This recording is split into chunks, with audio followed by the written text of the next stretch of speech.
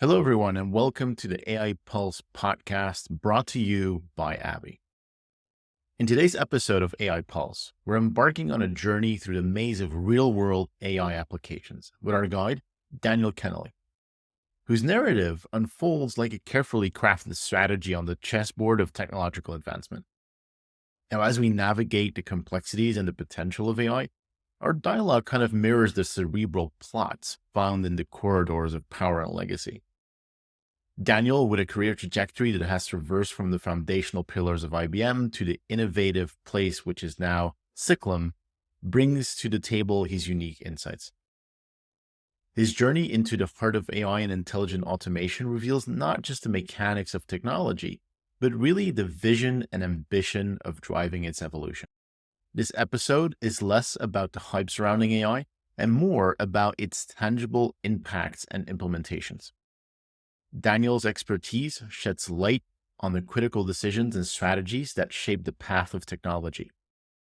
Much like calculated moves in a game of high finance or the subtle maneuvers in a battle for corporate succession, it's a conversation that explores the fusion of technological potential with strategic insights, where every innovation and breakthrough is a move on the grand board of industry and progress.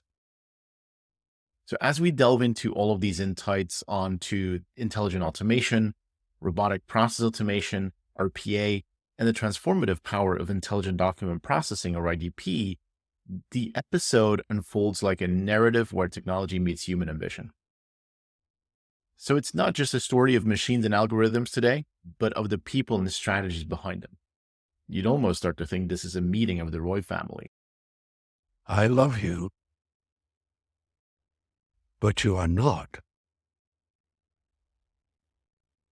serious people. Join us on this intellectual odyssey, where the discussion spans from the boardrooms and battlefields of AI implementation to the horizons where technology reshapes our future. So let's get into this exploration of how real-world applications of AI are not just changing the game, but setting the stage for the leap of innovation. First of all, thanks, Daniel, for joining us today. I think it's really great to have you here. And really, to begin, I wondered if you could share some insights into your journey in the digital landscape, right? So I'm interested in learning about your main focus areas and what inspired you to become a recognized expert in your field. And what have been some of the key factors or decisions that shaped your path, basically, as well? My first question that I wanted to ask you today. Yeah, sure. And thanks for having me on as well, because, this is a really interesting topic to discuss. So yeah, really appreciate it. So just, I suppose to answer that question, just to start off with a little bit about my background. So I originally started off my career in the digital world at IBM. So originally started off in a change management role as part of like a large cloud-based transformation program. I suppose after about a year of that and working in that, I made the transition across to intelligent automation and mainly worked on, I suppose, different RPA projects in a discovery capacity as a BA. And I suppose one of the things that kind of grabbed my attention when I initially started off in intelligent automation was that kind of building up that backlog of opportunities to find those quick wins was really important.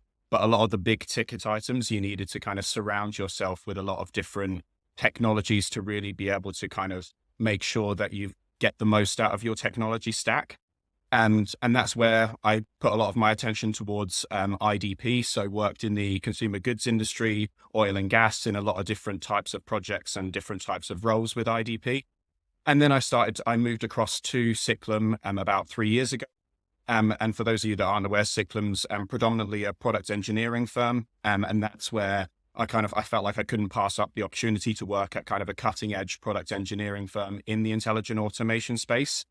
And what I do now is I lead the capability for RPA and IDP. And I suppose to answer the last part of your question there, the reason I kind of got into that area was, I suppose, I don't know how, I'd be interested to get your thoughts around this as well, but RPA and IDP, not necessarily the sexiest of technology sometimes. They sometimes don't necessarily get the same headlines as some other technologies across the landscape. But it's something that I feel like is a really kind of proven technology, and going out to customers and being able to kind of convey how important these technologies are, especially in their operations, and being able to kind of showcase that value very quickly and at lots of different customers was something that I found very appealing. And I feel like is only going to get more and more prevalent as we go along. And especially in the new world we're kind of entering into now with Gen AI that I know we'll talk about in this session as well. So yeah. Yeah, thanks for the intro. And yeah, it's funny how intelligent document processing, RPA, just intelligent automation in general, really isn't indeed always the sexiest thing, or it doesn't seem like to be the sexiest thing. But it's funny that you mentioned it because I was in another episode talking to one of the people I started working with early on in my career that actually got me into this kind of line of work, right? The world of documents. And it was when it was first introduced to me, I was also like, well, that doesn't sound that very much Yeah. exciting. Documents, paper, quite boring. Nonetheless, so here's the thing, right? So we've seen this across all different kinds of industries. We've seen this across the last, what is it, more than 10, 15 years that I've been in the business now. Documents still haven't gone away. It's actually getting more and more document centric because more and more data is becoming unstructured because we don't have a place to put it. So it's an interesting topic right now, right? And I do think if you just dig a little bit underneath the surface, you do really see that the technology behind it is pretty amazing. And that's the great part about it. Yeah. Now, to that end, I actually have a very interesting question for you, Daniel. In a recent publication that I found quite insightful that I saw in you guys' LinkedIn, you provided a comprehensive guide aimed at navigating the initial steps into the world of generative AI. Reflecting on basically on the past year, how do you believe the market's understanding and perceptions of generative AI have evolved? And has there been any kind of really significant shifts in the business or individual approaches to this technology that you've seen? Yeah, so I suppose in the generative AI world, 12 months feels like a lifetime, especially in the industry we work in. I think that especially if you think about back to 12 months ago, at least for myself and the people that I work with as well, generative AI was and chat GPT and things like that were very much kind of very interesting tools that we were trying out, kind of getting a sense of, oh, okay, how far can we push this? How interesting can this be? But I think there's what's I think's changed in the last 12 months more recently as well is that there's now a public, I suppose, acceptance that this isn't necessarily just an interesting thing that's just a bit of a fad in the technology industry. This is here to stay. This is going to impact everyone's lives. And I think we're starting to see that where business leaders are starting to take note. Everyone, I don't know about yourself, but customers I engage with, if it doesn't have a generative AI element, it almost doesn't land in the same way now. And I think we're, as a product engineering firm, which at the heart of what Cyclum is, that's exactly what we are. We also need to make sure that we have Gen AI always in the back of our minds at that piece. So I think the perception aspect of it has changed massively from just a cool, innovative product to, okay, this is here to stay. And I think we're also kind of seeing that in kind of two aspects of it in kind of global society as well. So one thing that I thought was quite interesting as well is that I saw a report from Ofcom that I think 79% of 13 to 17-year-olds are using generative AI on a daily basis. And I think as they get older and as we start to see the market evolve, those consumers are going to demand that generative AI is part of their products. So I think this is, like I said, it's very much here to stay.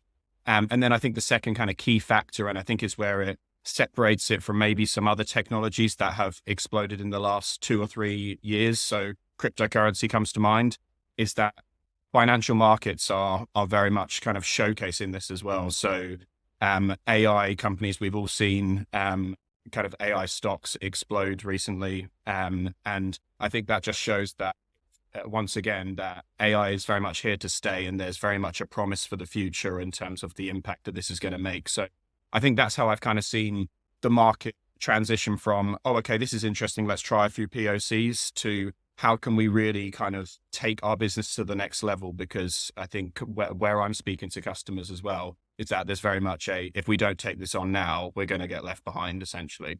But yeah, be interested to hear your thoughts around it as well, and just around how it's impacted the conversations you're having and also your work individually as well, right? Yeah, for sure. So I think you're absolutely right in the sense that it has evolved very quickly.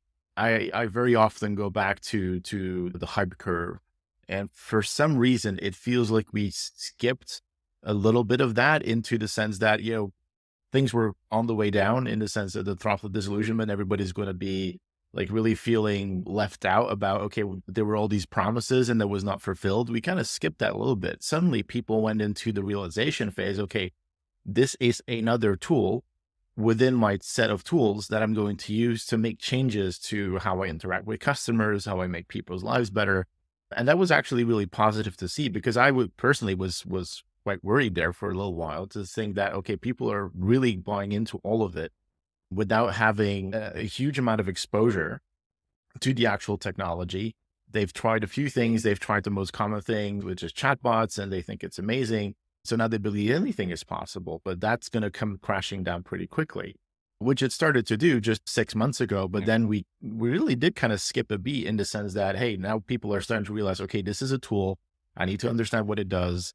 I need to get the right experts in that really help me with making this useful, because we will get left behind if we don't use it the right way. But that's the important bit, using it the right way. And I think that's really, really important.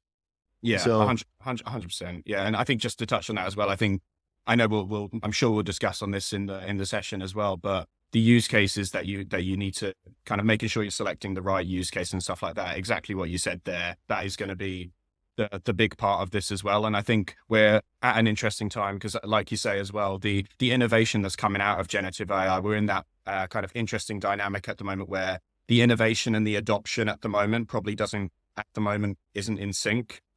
So businesses need to make sure that they're adaptable and are able to not necessarily say, oh, okay, this is what we're doing now, but because in 3 months' time, it might all look completely different, right?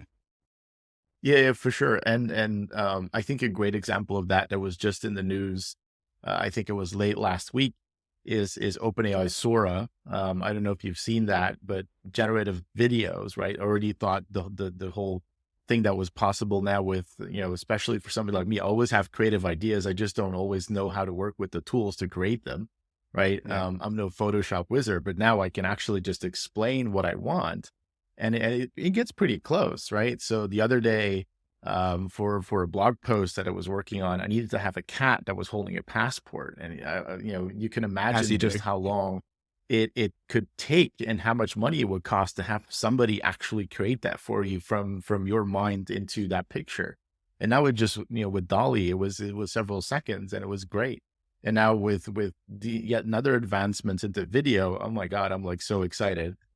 Yeah, no, Because, everything that we need sometimes to explain to a customer the kind of differences we can make, if you can make that visual, that makes a huge difference, right? So I am really excited about all these things, the level of innovation, but I do think you're right. Adoption is going to take a little while longer. Innovation is going really fast right now. Adoption is going to take longer because with and this has been another topic of discussion a lot with regulations, ethics, all of that coming into play, and people really realizing, okay, this does have a profound impact onto people's lives. We need to make sure that we do this carefully, right? So I think that's sure. good. Now, but on that note, actually, I do have a question for you, Daniel. So in your view, what really are the fundamentals that are required to embark on an AI journey, right? Especially with generative AI, like we just touched on, to ensure sustained success? Can you share some strategies that you guys apply, some principles that you believe in that are absolutely crucial to get started and also maintaining that progress in this field? Yeah, of course. Yeah. So I actually think there's a lot of correlations between when you're kind of thinking about your generative AI strategy. I don't think it's that far away from if you're thinking about it from an intelligent automation tool perspective. I think there's a lot of kind of key fundamentals and principles that we've carried across from the work that we've done in intelligent automation and have just transferred that across to generative AI. So I think one part of that is very much kind of making sure that you're proving value quickly and that you're able to get that executive buy-in from your stakeholders as well. So one thing that we found to be a very good strategy is finding a product that is working quite well, even currently, and kind of supercharging that with generative AI so that you're able to kind of shorten the timelines of kind of bringing this to the forefront, understanding the value. And also when those executives look at that, they also understand, oh, okay, this is a use case that I understand is already in production or we're already working on. Now we've added generative AI, look at the difference in what we're able to achieve. That's something that I think is really, really powerful, because I think if you don't get that top level executive buy-in, you're always going to get blocked at a certain level. So I think that's one part. And I think it goes hand in hand with choosing the right use cases. So making sure you're discovering the right one for that occasion. I think the second part of that is making sure from a strategic level, we always encourage our customers to kind of foster a community within their organizations as well for generative AI.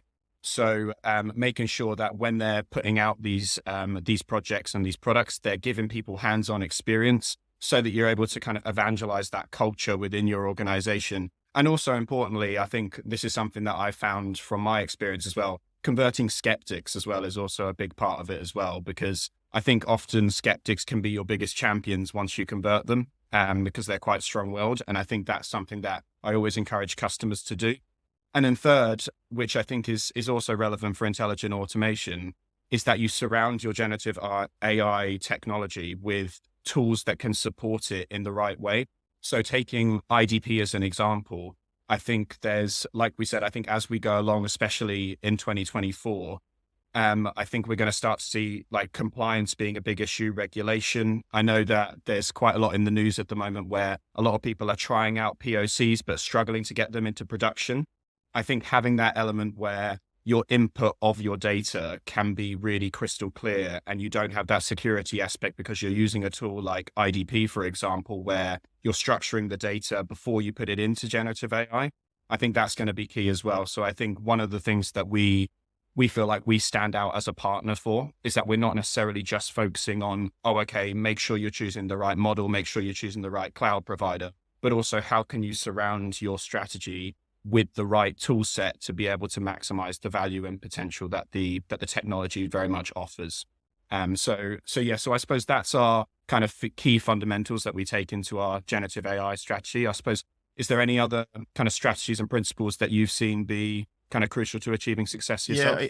Yeah, I think you definitely hit on a few of the right ones for sure. I always go back to a recent study that I read in Forbes actually, where along the lines of what you said, a lot of people have been doing POCs, but how do we now get it into a production state that really can having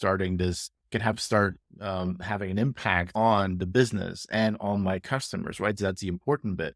And in this research, there was the number 90% of POCs actually did not come to fruition in the sense that they would go into production. And there were three things that really stood out for me as the reasons as to why that happened. First of all, there was a realization that purely the tool, right? And this was the thing. These were all POCs that were purely around generative AI alone as a solution to a particular business problem. And the realization was there very quickly that it is a singular tool. It is a singular toolkit that you have, but you need a lot of tools to actually be able to do something end to end. So that was one of the reasons that a lot of these things failed. And then the other two were definitely around accuracy and consistency. And then, of course, also the cost and the economic impact, or at least it wasn't as easy to describe for the business. Okay, how is this really going to deliver on my ROI, my return on investment? So those three combined are really interesting, right? Because all of it revolves around having the data. And that is exactly, like you said, what is a really good starting place for new customers, for people starting on their AI journey. Where do I start off with? Well, get as much of your data in shape as you possibly can. And here's another 90%. 90% of your important business data is locked away inside of documents. So it all kind of leads back to, okay, how do I embark on this journey? And there's no skipping ahead, right? There just isn't. You can try, but you'll fail. And that's the important takeaway that I share a lot with our customers and the people I talk to, because it's not a warning. I want you to get to that finish line, but to help you get there, I want to give you this information of what you should do first so you get there successfully. And that's the thing that we're seeing already, again, going back to how quickly this whole market is evolving.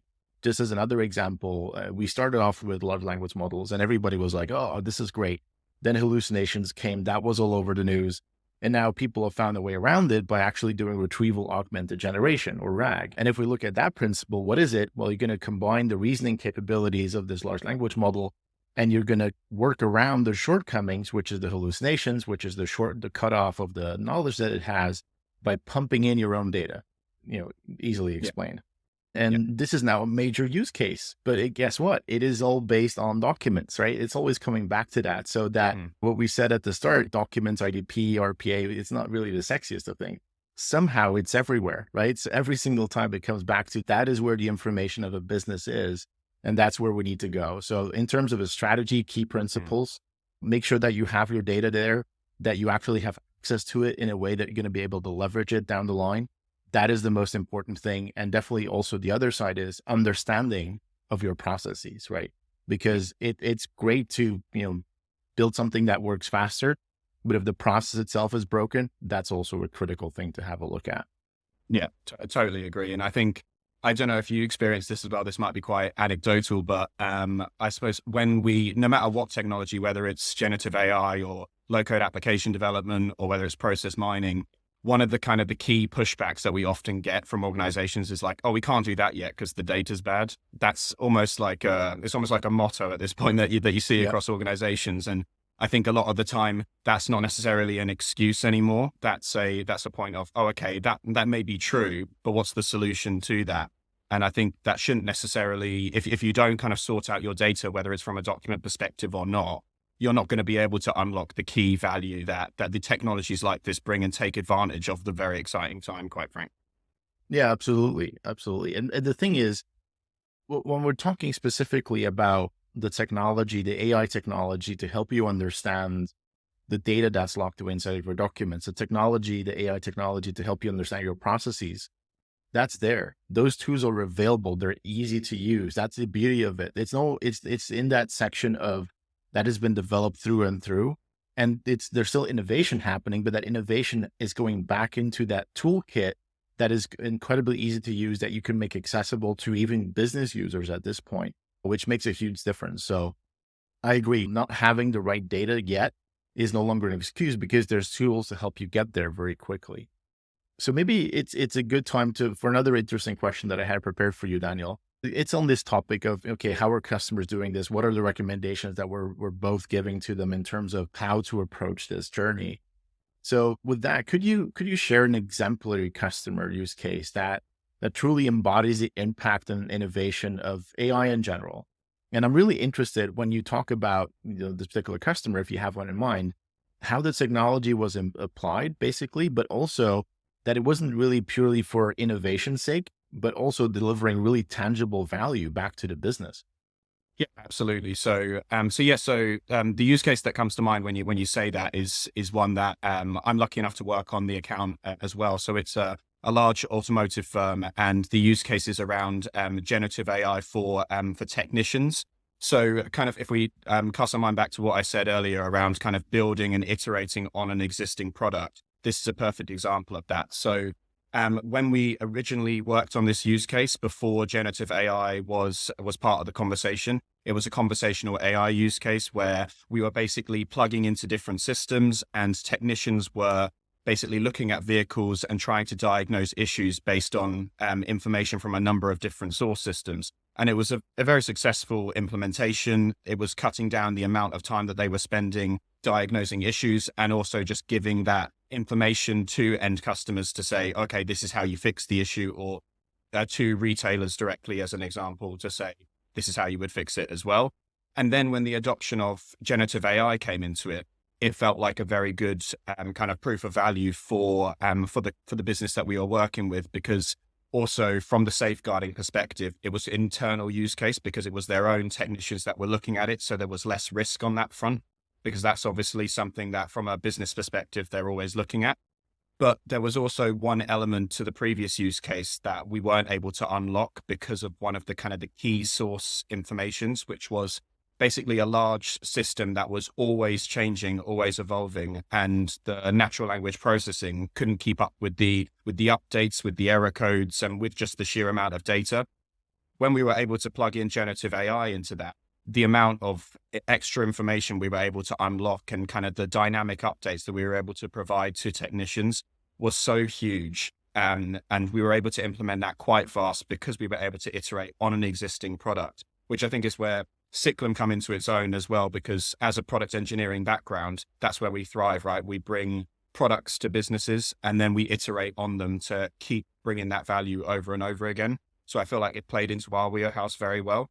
And we're now at a stage where we're looking to see how far we can push this use case. So from a user base perspective or from a data perspective, how much more can we do? And the next stage that we're looking to do with that is very much in the IDP realm. So because we're able to unlock the source information from all of the different systems, whether it be legacy systems or cloud-based, from the documents perspective, we now also want to be able to arm technicians with kind of uploading a document, getting all of that information so that they're able to kind of get the generative AI feedback for the repairs on those as well. Because I think that's a good use case where, again, safeguarding yourself and making sure that you're using the tool set for the right reasons is really key. Because if you're fixing a vehicle, that's not something where you can maybe put it into generative AI and rely on maybe like an 80 to 85% approval rate. You know what I mean? You need to make sure you're 100% accurate because it could have really real customers ramifications on top of that. So that's where we're naturally moving and iterating on for the next step. Because you can imagine, like you were saying, if 90% of the data is still in documents, we've only unlocked such a small part of that use case, but have managed to really, again, evangelize the culture within the organization and really got everyone behind this use case specifically. So it's been a really exciting one, and one that's very much not at the end of the journey, which is even more exciting. Yeah, for sure. I love that use case because who enjoys waiting in the garage for his car to be fine-tuned? I love that. And I love the fact that there's little proof points in there for everything that we talked about before, right? So it starts as an internal use case because you still have that human factor to kind of validate what is coming out of that system. I love the fact that you talked about how you basically took an existing use case, which was already really successful, delivering value to the business, but then supercharged it, took it up to that next level, really using the Gen AI capability for the right proportion of it. And then now taking it even further with unlocking even more data by bringing in that whole additional flow of information coming from the document. So that's great. If we think even further into that use case in the future, and this is just purely speculative, do you imagine that at some point this could be more retailer focused, meaning that they have direct access, there's no step in between anymore if you can get it to that level, or even to some extent, right? Because we don't, I don't want to go tinkering on my car myself, but there might be people that do want to do that. So with the right safeguards in place, could this be something that is actually customer facing over time? 100%. And it's something that we've discussed with the business quite a lot as well, because I think this also goes back to even in the use cases that we productionized early on at Cyclum as well, from a generative AI perspective, they're still very much focused on that kind of co-pilot supporting the person that's repairing it, as an example in this use case. But what we want to do is making sure that we're surrounding this technology and the strategies with the tool sets so that businesses are not alarmed when we are saying, do you know what, we're going to send this to the end user. We don't have to choose maybe a use case that's less in value because it's internal and we can protect it. We make sure that we're focusing on which are the big ticket items, which are the ones that are going to drive the most value. And we're happy to send this out directly to customers. So I think that is a natural iteration. I don't think we're necessarily there yet, because I think it's very much from a business perspective, they want to see a lot more use cases really be successful. And also from a security perspective, making sure that they have the foundations in place before they kind of make that big step. But no, 100%, I think that is a natural next step.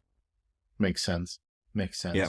Well, with that forward look, with that use case, now I want to look a little bit forward into 2024. As we're thinking about this year, and it is a wild goose chase. I'll give you that when I ask this question, but I ask it to all my guests because I think it's interesting to get all the different views. But with this rapid evolution, you talked about how quickly innovation is happening, and then also adoption is kind of lagging behind a little bit. But in the field of AI, and perhaps even just technology in itself in 2024, what are your top takeaways when it comes to trends, challenges, and especially opportunities that are going to present itself in the landscape in the coming year? Yeah. So yeah, like you say, it's a very interesting question. And if I had that answer, I'd make a lot of money. But then most of us wouldn't be here if we had that answer. Exactly. Yeah. So I think for 2024, it's going to be a very interesting time, because I think, like we said, I think Gen AI has kind of changed the game with regards to innovation a little bit. I don't know about yourself, but from my previous kind of just working with technology, innovation kind of worked in those like almost yearly cycles, or a bit similar to like the way that Apple would release versions, where it would be like, oh, okay, we have this new shiny product and it happens yearly. And then you can almost come to terms with it and then it's released. Now things are happening so fast that I think businesses are basically going to need to make sure that they, one, I think from my perspective, partner first, so that we're able to adapt and make sure that they're flexible with what they're working with, so that they're not going to get left behind. And then I think just from that perspective, I know I've touched on it quite a bit in this, but the compliance side of it, I think, is going to get really important in 2024. I think I think I read somewhere last week that there's more world elections this year than any year ever. So, and we've all seen kind of a lot of the big topics in the news at the moment is around deep fakes and stuff like that. There's going to be a bit of a shift, I think, across the innovation's going to continue, but EU regulation is going to become a lot more at the forefront of everyone's mind. The compliance side of it is going to become at the forefront of everyone's mind, and it's going to be very much front and center on the world stage. So I think we're not necessarily going to take a step back in terms of the innovation side. That's very much going to be all like full steam ahead. But I think there's going to be a lot more focus on what are the tools that can support our strategy, so that we're not so that we're not getting left behind necessarily, and that we're able to productionize these use cases and things like that. So I think that's going to be key for 2024 for businesses. And then I think for consumers, I think we're just going to start to see Gen AI in more and more applications as we go along. I think I'm already starting to see it in the majority of mine, but any company that's not doing it is very much, I feel like, at least got this into development and is close to pushing this out. So I think we're all going to start to get a lot more hands-on experience, and those that aren't in the industry will start to become a lot more aware of it, I'd say, as well. But yeah, I'd be interested to get your thoughts, and if there's any specific trends and developments from your perspective that you think are particularly exciting, or even ones to be concerned about, like the ones I spoke about before. Yeah. So I definitely agree on the whole ethical, legal side of things that is now definitely coming into play. And I do feel like it's still a little bit underestimated, right? And I think that's just a part of awareness that has to get created, right? Because like we already talked about, this technology, it has evolved so quickly. And it's also gotten into the hands of a lot of people that usually new technologies don't get into. So there's that level of awareness that's not really there yet. And I think when you hear it, when you talk about deepfakes, or when you talk about somebody that suddenly bought $3,000 worth of Amazon cards for their CEO because it was the first day in, but actually it wasn't their CEO. So there's a lot of that happening right now that is creating that awareness that it does have, just like any other technology, just like any other tool. It depends on how you use it, right? So I think that is definitely going to happen this year, that people really start to realize, okay, this is what it does. This is how I have to now be, more accustomed that this exists in the world. But that also means a lot of excitement. In my opinion, this year is going to be incredibly exciting, as now that companies have had some time to prepare themselves. They've had some time to look at how they're going to leverage this technology. It is really going to get more, like you said, more into everybody's hands. And especially for consumers, I think that's really going to make an incredible shift in how easy it is to work with technology, to use, to do everyday things. And in business, the same thing, right? Because I often compare it to when the iPhone first came. People suddenly had technology in their hands that just worked. And then that kind of requirement from the people having that availability of that kind of technology also led into the enterprise, into business. So I think this is definitely going to happen again. People will expect things to be a lot easier to work with, which is great, because that puts pressure on the likes of us, you and me. We have to figure out, okay, how are we going to make our technology even easier to use? But in doing so, I think we'll get to really amazing new places that will open up everybody to this journey, which I think is absolutely going to be great. Now, I do believe that just to come back on the whole ethics and legal side of things, that right now is going to evolve in a super fast pace, in my opinion. We saw it when everybody started moving to cloud. If you compare it to how cloud is adopted today, and you go back to the beginning days, it's almost like the wild, wild west back then, right? So everybody just moved their computers up into the cloud and there was not a care in the world because the cloud was taking care of everything. Now, if I look at how, customers respond to, well, we want to take your services, but we want to take it from your public cloud. Here is the 3,000 list questionnaire that you have to complete in order to comply with how we want you to manage that cloud, how we want you to ensure that there's security and everything else in place. And if you look at services today coming in the AI bubble, it's the same thing, right? Everybody's like, oh, just give it to me. I'll take it, whatever kind of format, whatever. I'm not reading the fine print right now. I want to go for the innovation. I think that is definitely a positive thing in the legislation that is happening already today or is already in place, both in EU and the US, that is going to be enforced. And I think there's an opportunity for companies that are going to be working on that proactively. I think a lot of companies sit in the category that they don't actually have to do anything because their AI is low risk.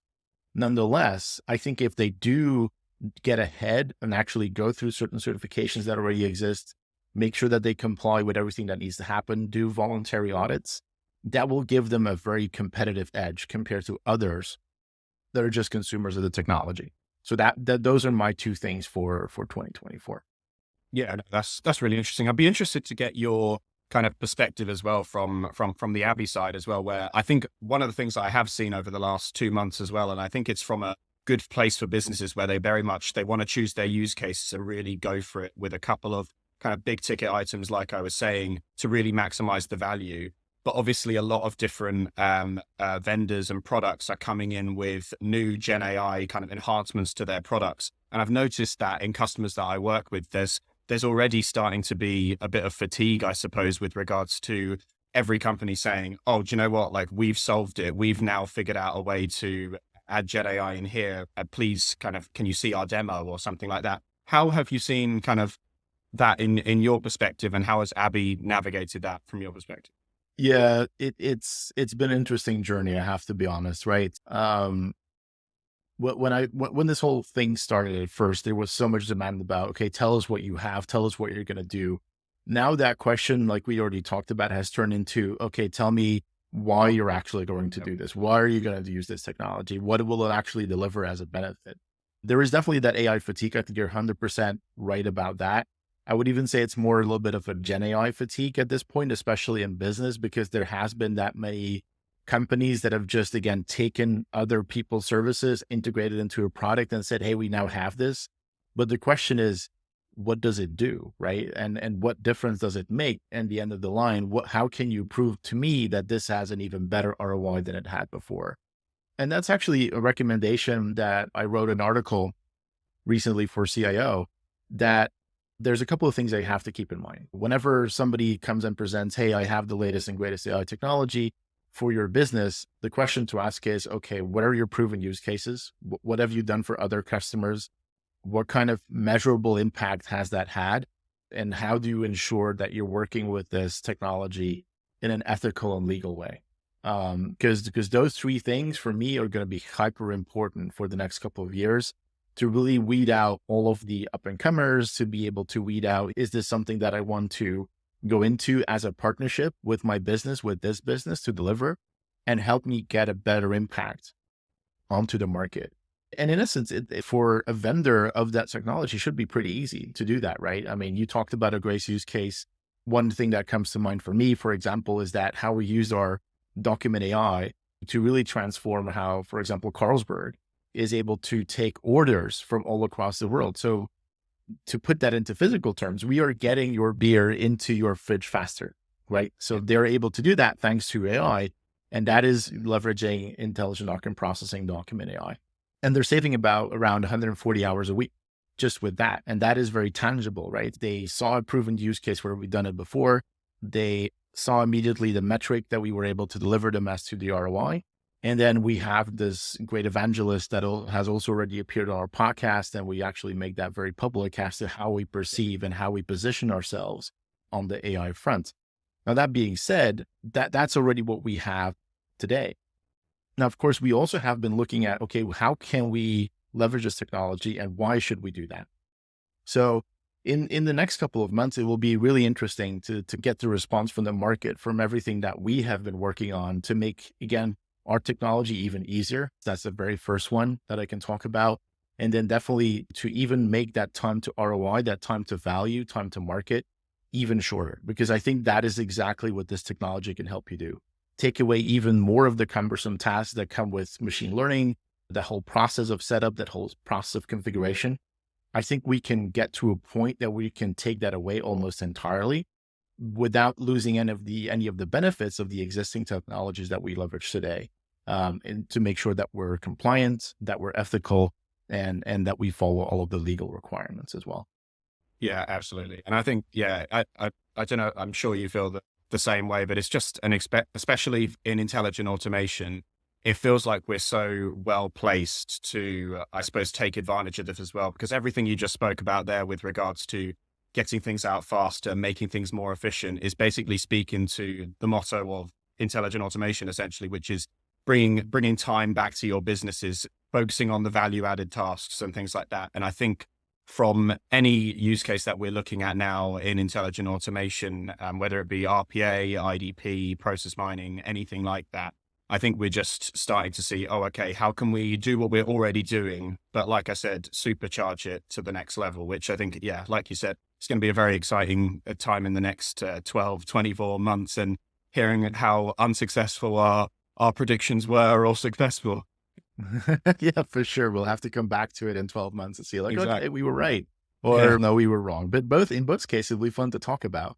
So Daniel, as we're going to wrap up for today's discussion, I'd actually like to continue a tradition that we have on the podcast. And that is that the previous guest leaves a question for the next guest. So in the previous topic that I was discussing with a leader in the AI space as well, was around data integrity and authenticity, and definitely the impact of authenticity. You can think about deepfakes. We touched on this topic a little bit, that what kind of impact AI is having on that. So with that context in mind, he asked this particular question. So in the early days of AI and machine learning, we expected jobs with traditional decision-making processes, like those in legal, insurance, finance, medical fields, to be impacted by automation, right? And I'm sure you've heard this before. Anything to do with automation, people always feel that it's going to take their job away. But in the recent trends, we've actually seen that the more creative professions, writing, design, and surprisingly software engineering, which was always a very safe bet, are now being impacted by this shift. So what does that mean to you? What do you think about that? And how do you perceive the impact of this particular shift and the broader economy, perhaps even if you want to venture into that, by seeing that now more creative jobs are also feeling the heat, I would say, from AI? Yeah, no, I think it's a very interesting question, to be fair. I think, yeah, like you said, I mean, I think a lot of the time, especially in our area, where if we want to prove out value fast with intelligent automation, historically, like you say, you stay away from the creative industries like your marketings and things like that. But the impact of generative AI, especially in content generation now, is going to be even more prevalent, I think, and is one of the marquee use cases, I think, at the moment, for businesses. I think in terms of that side of it as well, I think a lot of the time when we're having the conversations now on the operation side and maybe some back office, so like finance and HR, we're almost starting with a baseline understanding of what automation is a lot of the time, because they're sometimes quite mature in their journey. I think when we're having those conversations with more front-facing front office jobs and things like that, I think that there's almost going to have to be a step back and think back to, okay, how was I approaching this with these conversations kind of 4 or 5 years ago, and almost explaining it and putting it into the language that they understand. Because I don't know about you, but the conversations I'm having now is almost starting with oh, do you know what IDP or do you know what RPA is, as an example? And a lot of the times it's, oh yes, we've already tried this and either we've been successful or we haven't. Maybe those roles, they're a lot more immature. So I think that's where I think we're going to see, in terms of the market, unlocking those different areas of the business and really doing a service to ourselves in doing an education piece of, that's not what automation is doing. We're bringing value to your organization by unlocking the efficiencies and being able to bring that time back to your business. So yeah, I hope that answered the question. Yeah, for sure. And I wholeheartedly agree. And just to touch on history, every single time that there's been a level of automation that was introduced, or every single time that a new technology comes around, people feel fearful at first. But all these jobs that we've already automated still exist because they're absolutely necessary. We've just taken some of the repetitive tasks out of it. Like I'll talk about the fact that I needed a kind of an image generated for a blog post, a blog article, and I was able to do that myself, which is great. But you only get lucky 5 out of 10 times, and maybe a little bit more if you're very lucky to have exactly what you want. So this is another set of tools, right? I think for the creative part, it is now, and again, an exciting journey to become creative. And it's going to be really about that creativity level and not so much, again, about being able to master a tool, which used to be a requirement as well. We see this in music, right? It used to be about being able to master the instrument, and now there's all this technology. So you just need to master the creativity of making music, and the tool has changed a lot. So I think it's just the same thing happening over and over again, which is great because that's how we continue to evolve. Exactly. Daniel, this has been really great. So thank you so much for hopping on today and being a guest. I very much enjoyed the conversation. I hope you had a good time as well. Yeah, absolutely. Yeah, really appreciate the opportunity, and yeah, really interesting discussion. And like you said, we'll have to talk about it again in 12 months or so. Yeah, absolutely. And see where we end up. All right. Exactly. Well, with that, thank you so much and looking forward to speaking to you again. Brilliant. Thanks very much.